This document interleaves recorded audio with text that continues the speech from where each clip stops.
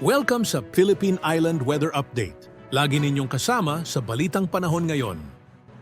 Kasalukuyan, makakapal ang ulap ang naranasan sa bandang Bicol Region at sa ilang bahagi ng Eastern Visayas. At yun yung nakikita, dulot pa rin ng shear line. At yung amihan ay naapektuhan ang malaking bahagi ng Luzon kasama ang Metro Manila. Itong shear line at amihan ay inaasahan po natin magpapatuloy na makaka-apekto sa weekend. Kaya itong shear line, asahan pa rin na maapektuhan ang silangang bahagi ng South ng Luzon at kasama na rin ang silangang bahagi ng Visayas. Samantalang ang amihan ay inaasahan natin na patuloy na makaka-apekto sa malaking bahagi ng Luzon. Sa mga kababayan po natin sa Bicol Region at ganoon din sa may bandang Eastern Visayas, di magandang balita, mag-ingat po tayo at alamin po ang litas na lugar dahil asahan pa rin ang mga pamisa-misang malalakas na pag-ulan dulot ng shear line.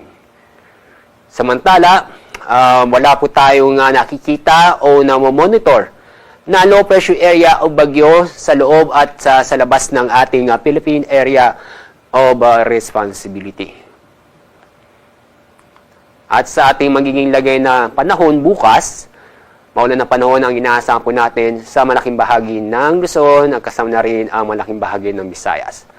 Maulap na kalangitan na may mga kalat-kalat na pag-ulan at thunderstorm sa Cagayan Valley, Cordillera, ganun din po sa Aurora, Quezon, Bicol Region, at ganun din po sa buong Visayas at sa Palawan. Kaya paalala na sa ating mga kababayan po natin sa mga nabanggit na lugar, patuloy pa rin tayong mag-ingat at maging alerto dahil nandiyan pa rin po ang banta ng pagbaha o pagguho ng lupa dulot ng mga pag-uulan, laling malalakas na pag-ulan sa bandang Bicol Region at sa Eastern Visayas. Samantala, itong nalabing bahagi ng Mindanao ay kasama na rin yung nalabing bahagi ng Luzon kasama ang Metro Manila. Bukas, asahan pa rin ang maganda at maliwalas ang panahon maliban sa mga pulo-pulo o isolated na mga pag-ulan. At pagdating po sa ating lagay ng ating mga baybayin dagat, malakas pa rin ang amihan, kaya meron pa rin tayong gale warning. Kaya asahan pa rin ang matataas ng alon sa ilang bahagi sa northern at sa may bandang central Luzon.